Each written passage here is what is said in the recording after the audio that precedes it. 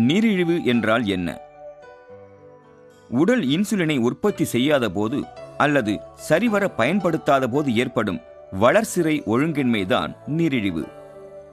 Insulin என்பது ஒரு hormone. இது கணையத்தில் உற்பத்தி செய்யப்படுகிறது. இரத்தத்தில் சர்க்கரை அளவை கட்டுப்படுத்த மற்றும் அதை சர்க்கரையாக ஸ்டார்ச்சுகளாக இது மாற்றும். அதோடு அன்றாட வாழ்க்கைக்கு தேவையான சக்தியை உணவிலிருந்து மாற்றிக் கொடுக்கும். ஒரு தனி நபரை நீரிழிவு எப்படி பாதிக்கிறது? நாளடைவில் நீரிழிவு காரணமாக குருட்டுத்தன்மை, சிறுநீரக செயலிழப்பு மற்றும் நரம்புகளுக்கு சேதம், ஆண்மை இழப்பு இவை ஏற்படலாம். மேலும் இரத்த குழாய்கள் இறுகிடவும் மற்றும் குறுகலாவதையும் அதிகரிக்கும் ஒரு முக்கிய காரணமும் நீரிழிவுதான். இதன் காரணமாக பக்கவாதம், இதய நோய் மற்றும் இரத்த குழாய் நோய்களில் முக்கியமானவைகள் ஏற்படுகின்றன. நீரிழிவு ஏற்பட காரணங்கள் என்ன? இன்சுலின் போதிய அளவில் சுரக்காதது, இன்சுலினை சரிவர மற்றும் திறன்மிக்க முறையில் செல்கள் பயன்படுத்த முடியாத போது அதன் காரணமாக நீரிழிவு ஏற்படுகிறது. இதற்கான காரணங்கள் கீழ்க்கண்டவையாக இருக்கலாம். வம்சாவளி ரீதியான காரணம், ஒழுங்கற்ற வாழ்க்கை முறை மற்றும் உடற்பயிற்சி இல்லாமை, சுற்றுப்புறச் சூழல் காரணங்கள். நீரிழிவில் உள்ள வித்தியாசமான வகைகள் என்ன? நீரிழிவில் 3 முக்கிய வகைகள் உண்டு. டைப் 1 நீரிழிவு. இது இன்சுலின் டிபெண்டன்ட் டயபெட்டிஸ் மெலிட்டஸ், அதாவது IDDM என்றும் அழைக்கப்படுகிறது. இது பெரும்பாலும் குழந்தைகள் அல்லது இளம் பருவத்தினரிடத்தில் காணப்படுகிறது. டைப் 2 நீரிழிவு. இது நான் இன்சுலின் டிபெண்டன்ட் டயபெட்டிஸ் மெலிட்டஸ், அதாவது NIDDM என்றும் அழைக்கப்படுகிறது. இது பெரியவர்களிடத்தில் காணப்படுகிறது. கெஸ்டேஷனல் நீரிழிவு. இரத்தத்தில் அதிக குளுக்கோஸ் இருந்தால் இது ஏற்படும். இது ஒரு பெண்ணுக்கு நீரிழிவு நோய் இல்லாவிட்டாலும் அவளது கர்ப்ப காலத்தில் எந்த நேரத்திலும் ஏற்படுகிறது. டைப் 1 நீரிழிவு என்றால் என்ன? டைப் 1 நீரிழிவில் உடல் தொடர்ந்து இன்சுலினை உற்பத்தி செய்யாது. இன்சுலின் இரத்தத்திலிருந்து உடல் செல்களுக்கு சர்க்கரை செல்ல உதவுகிறது. உடலுக்கு சக்தி அளிக்கவும் ஆரோக்கியமாக வைத்திருக்கவும் செல்களுக்கு இந்த சர்க்கரை தேவை. சக்திக்கு தேவையான சர்க்கரை செல்களுக்கு கிடைக்காவிட்டால் இரத்தத்தில் சர்க்கரை அளவு அதிகரிக்கும். இரத்தத்தில் அதிக சர்க்கரை எனும் பிரச்சனை உள்ள நபர்களுக்கான மருத்துவ வார்த்தைதான் இந்த நீரிழிவு நோய் என்பது. டைப் 1 நீரிழிவு உள்ள நபர்கள் இன்சுலின் எடுத்துக்கொள்ளும்படி அறிவுறுத்தப்படுகின்றனர். டைப் 1 நீரிழிவு உள்ள பெரும்பாலான நபர்கள் குழந்தைகள் அல்லது இளம் பருவத்தினர்தான். ஆனால் எந்த வயதினருக்கும் இது ஏற்படலாம். இதற்கு காரணம் மனித உடலில் நோய் எதிர்ப்பு சக்தியில் ஏற்படும் குழப்பங்கள்தான். அது மட்டுமல்ல, மனித உடலே மனித கணைய செல்களை அழித்து விடுவதால் ஏற்படும் ஒழுங்கின்மையும் இதற்கு காரணம். டைப் 2 நீரிழிவு என்றால் என்ன? உடல் உழைப்பு இல்லை என்பதால் இன்சுலின் எதிர்ப்பு தன்மை. உடலில் டைப் 2 நீரிழிவு இருந்தால் உடல் போதிய அளவு இன்சுலின் உற்பத்தி செய்வதில்லை, அல்லது உடலால் உற்பத்தி செய்யப்படும் இன்சுலின் சரிவர பயன்படுத்தப்படுவதில்லை. நாம் சாப்பிடும் உணவில் பெரும் பங்கு நம் உடலால் ஒரு வகை சர்க்கரையாக மாற்றப்படுகிறது. மருத்துவத்தில் இதுவே குளுக்கோஸ் என்று குறிப்பிடப்படுகிறது. இன்சுலின் இரத்தத்திலிருந்து சர்க்கரை உடலின் செல்களுக்குள் செல்ல உதவுகிறது. உடலின் செல்களுக்குள் சர்க்கரை செல்ல போதிய இன்சுலின் இல்லாவிட்டால் இரத்தத்தில் உள்ள சர்க்கரை அளவு அதிகரிக்கிறது. இரத்த சர்க்கரை அளவு அதிகமாகும் பொழுது அதன் காரணமாக நீரிழிவு நோய் ஏற்படுகிறது. பொதுவாக பெரியவர்களுக்கு டைப் 2 நீரிழிவு ஏற்படுகிறது.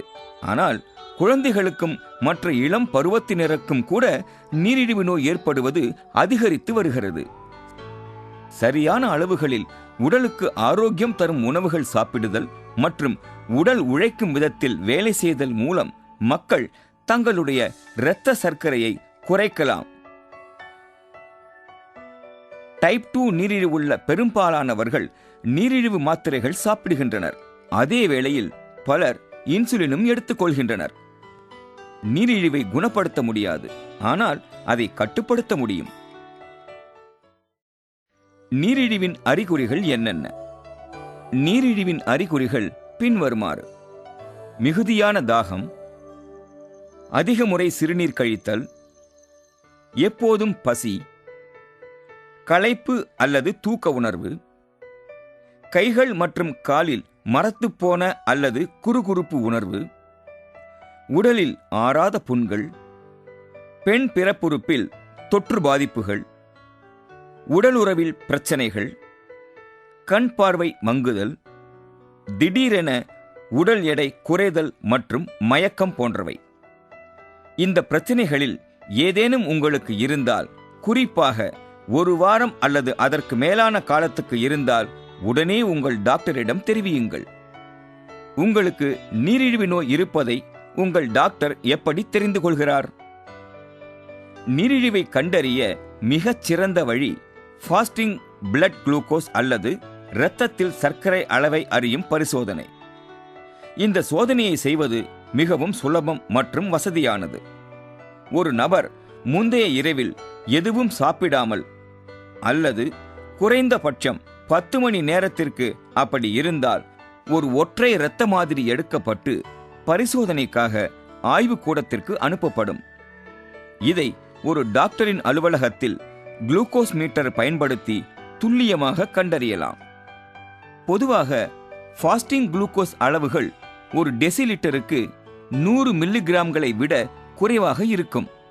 வெவ்வேறு நாட்களில் 2 அல்லது அதற்கு மேலான பரிசோதனைகளில் ஃபாஸ்டிங் குளுக்கோஸ் அளவுகள் ஒரு டெசிலிட்டருக்கு 126 மில்லிகிராமுக்கு அதிகமாக இருந்தால் அந்த நபருக்கு நீரிழிவு நோய் உள்ளது என்பதையே அது காட்டுகிறது. மேலும் நீரிழிவை கண்டறிய ஒரு தற்செயலான இரத்த குளுக்கோஸ் பரிசோதனை செய்து பார்க்கலாம்.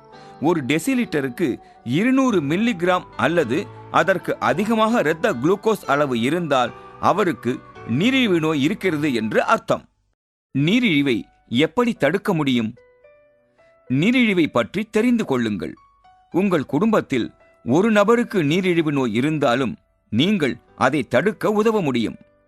புழுங்கல் அரிசி மற்றும் பருப்பு போன்ற முழு தானிய உணவுகள், ஆப்பிள், கொய்யா, பப்பாளி, தர்பூசணி போன்ற பழங்கள், கீரை, முட்டைக்கோஸ் போன்ற அதிக பச்சை இலை உள்ள காய்கறிகளை சாப்பிடுங்கள். பொரித்த உணவுகள் குறைவாகவே சாப்பிட வேண்டும். உருளைக்கிழங்கு சிப்ஸுகள், பானிபூரி, வடாபாவ் போன்றவற்றை தவிர்க்க வேண்டும். இறைச்சி, பிட்சா, சீஸ் போன்ற அதிக கொழுப்புள்ள உணவுகள் சிறிதும் கூடாது. உடல் எடையை குறையுங்கள். சுறுசுறுப்பாக இருங்கள். தினசரி நடப்பது, விளையாடுவது, உடற்பயிற்சி செய்வது மிக அவசியம். புகைப்பிடிப்பதை, மதுபானம் பருகுவதை தவிர்க்கவும். நீரிழிவு நோய் உள்ளதா என்று பரிசோதித்துக் கொள்ளுங்கள். பரிசோதனை செய்தல் விரைவானது, சுலபமானது மற்றும் செலவும் குறைவானது. நீரிழிவால் ஏற்படக்கூடிய பிரச்சனைகள். நீரிழிவு காரணமாக கண்கள், சிறுநீரகங்கள், நரம்புகள், இதயம் போன்ற உறுப்புகளில் இரத்த குழாய் நோய் ஏற்பட்டு அதன் விளைவாக குறைந்த இரத்த விநியோகம் காரணமாக மாரடைப்பு, பக்கவாதம் மற்றும் உடலின் கீழ்ப்பகுதியில் வலி போன்றவை ஏற்படலாம். கண்களை நன்கு பராமரிக்க குறிப்புகள். நீரிழிவு காரணமாக இரத்தத்தில் அதிக சர்க்கரை அளவு இருந்தால் உங்கள் கண்களில் கீழ்க்கண்ட பிரச்சனைகள் ஏற்படக்கூடும். கண் பார்வை மங்குதல், மேகமூட்டமான பார்வை, அதாவது ஒரு அழுக்கான ஜன்னலிலிருந்து நீங்கள் பார்ப்பது போன்ற ஒரு உணர்வு. கண் அழுத்தம் அதிகரித்தல், கண் பார்வை இழப்பு. கீழ்க்கண்டவற்றை செய்து கண் பிரச்சனைகளை தடுத்து விடுங்கள். ஆண்டுக்கு ஒரு முறை கண் பரிசோதனை செய்யுங்கள். இரத்த அழுத்தத்தை கட்டுப்பாட்டில் வையுங்கள். இரத்த சர்க்கரையையும் கட்டுப்பாட்டில் வையுங்கள். இதய பராமரிப்புக்கான குறிப்புகள். நீரிழிவு நோய் இல்லாத நபர்களோடு ஒப்பிட்டால் நீரிழிவு நோய் உள்ளவர்களுக்கு இதய நோய் ஏற்படும் அபாயம் 2 மடங்காகும். கீழ்க்கண்டவற்றை கட்டுப்படுத்துவதால் நீங்கள் மாரடைப்பு, ஸ்ட்ரோக் அல்லது இரத்த குழாய் பிரச்சனைகள் ஏற்படும் வாய்ப்புகளை குறைத்துவிட முடியும். இரத்த சர்க்கரை அளவுகளை கட்டுப்படுத்த வேண்டும். இரத்த அழுத்தத்தை கட்டுப்படுத்த வேண்டும். கொலஸ்ட்ரால் மற்றும் எல்லா வகையான கொழுப்புகளையும் கட்டுப்பாட்டில் வைத்திருக்க வேண்டும். எடை மற்றும் புகைப்பிடிப்பதை தவிர்த்துவிட வேண்டும். மதுபானம் அருந்துவதையும் விட்டுவிட வேண்டும். சிறுநீரக பராமரிப்புக்கான குறிப்புகள். நீரிழிவு நோய் உள்ளவர்களுக்கு சிறுநீரக நோய் ஏற்படும் அபாயம் அதிகம் உண்டு. சிறுநீரகங்களில் ஏற்படும் பிரச்சனை காரணமாக கட்டுப்படுத்த கடினமான தீவிர ஆரோக்கிய பிரச்சனைகள் ஏற்படலாம். சிறுநீரக நோய் ஒரு ஒளிந்திருக்கும் ஆரோக்கிய பிரச்சனை என்றும் அழைக்கப்படுகிறது. ஏனென்றால் பொதுவாக நீண்ட காலம் வரை சிறுநீரக பிரச்சனைக்கான எந்த அறிகுறியும் காணப்படுவதில்லை. சிறுநீரக பிரச்சனைகளை அவை துவங்க ஆரம்பிக்கும் முன்பே கீழ்க்கண்ட வழிகளில் தடுத்துவிட முடியும். இரத்த சர்க்கரையை கட்டுப்படுத்துதல், இரத்த அழுத்தத்தை கட்டுப்படுத்துதல், சுறுசுறுப்பாக இருத்தல் மற்றும் சரியான அளவுகளில் ஆரோக்கியம் தரும் உணவுகளை சாப்பிடுதல், ஆண்டுக்கு ஒரு முறை ஒரு சிறுநீர் புரத பரிசோதனை செய்தல், உங்கள் எடையை கட்டுப்பாட்டில் வைத்திருத்தல், புகைப்பிடிப்பதை நிறுத்திவிடுதல், 6 முதல் 8 டம்ளர்கள் தண்ணீர் குடித்தல், உங்களுக்கு கூறியபடி சரியான மருந்துகளை விடாமல் சாப்பிடுதல். கால்களை நன்கு பராமரிக்க குறிப்புகள். கண்ணாடி பயன்படுத்தி உங்கள் பாதம் மற்றும் கால் விரல்களில் தினசரி ஏதேனும் வெட்டுக்கள், இரத்த கட்டுக்கள் அல்லது வீக்கம் உள்ளதா என்று பாருங்கள். கால்களில் நன்கு பொருந்தும் பூட்ஸ்கள் மற்றும் சாக்ஸ்களை அணியுங்கள். கால்கள் வறண்டு விடாமல் இருக்க ஸ்கின் லோஷனை பயன்படுத்துங்கள். தினசரி 20 முதல் 30 நிமிடங்கள் உடற்பயிற்சி செய்யுங்கள். தினசரி உங்கள் காலை கழுவி உலர விடுங்கள். வெதுவெதுப்பான நீர் மற்றும் மிதமான தன்மையுள்ள சோப்பை பயன்படுத்துங்கள். உங்கள் காலில் காயம் ஏற்பட்டால் உங்கள் டாக்டரிடம் ஆலோசனை பெறுங்கள். காலணி அணியாமல் நடக்கவே நடக்காதீர்கள். ஆரோக்கிய உணவு முறைக்கான குறிப்புகள். இனிப்புகள் போன்ற அதிக சர்க்கரை உள்ள உணவுகளை தவிர்த்து விடுங்கள். பர்கர்கள், பிட்சா, உருளைக்கிழங்கு சிப்ஸ்கள், வடாபாவ், பானிபூரி போன்ற ஜங்க் ஃபுட் உணவுகள் மற்றும் சமோசா, பரோட்டா போன்ற அதிக கொலஸ்ட்ரால் உள்ள எண்ணெய் உணவுகளை தவிர்த்து விடுங்கள். நெய் நிச்சயம் தவிர்க்கப்பட வேண்டும். ஆரோக்கியமான வெஜிடபிள் ஆயில்களை பயன்படுத்துங்கள். அதிகமாக சாப்பிடாதீர்கள். கீழ்கண்டவாறு ஆரோக்கியமான உணவுகளை சாப்பிடுங்கள். புழுங்கல் அரிசி மற்றும் பருப்பு, ஜவ்வரிசி, முழு கோதுமை, பிரவுன் பிரெட் போன்ற முழு தானிய உணவு வகைகளை சாப்பிடுங்கள். ஆப்பிள், தர்பூசணி, பப்பாளி போன்ற பழங்களை உண்ணுங்கள். குறைந்த கலோரி மற்றும் குறைந்த கார்போஹைட்ரேட் உள்ள உணவுகளை சாப்பிடுங்கள். கீரை, முட்டைக்கோஸ், சார்சன், வெந்தயக்கீரை மற்றும் பாலக்கீரைகள் போன்ற பசுமையான இலை காய்கறி வகையை சாப்பிடுங்கள். மைதாவுக்கு பதிலாக ஆட்டா சாப்பிடுவது மிகவும் நல்லது. மேலும் உங்கள் டாக்டரால் பரிந்துரைக்கப்படும் உணவு முறையை பின்பற்றுங்கள். உடல் எடை குறைக்க குறிப்புகள். அதிக எடை நீரிழிவு நோய் அபாயத்தை அதிகரிக்கும். இதர தீவிர ஆரோக்கிய பிரச்சனைகளை அது ஏற்படுத்தும். கீழ்க்கண்ட எளிய வழிகள் மூலம் அதிக கலோரிகளை எரித்து உடல் எடையை குறைத்து விடுங்கள். மெதுவாக சாப்பிடுங்கள். சாப்பிடும் வேளையில் சாப்பிடாமல் தவிர்க்காதீர்கள். சாப்பிடும் உணவை கணக்கிட்டு சாப்பிடுங்கள். நாள்தோறும் 5 முதல் 9 முறை பழங்கள் மற்றும் காய்கறிகளை சாப்பிட வேண்டும். நாள்தோறும் 5 முதல் 8 டம்ளர் தண்ணீர் குடிக்க வேண்டும்.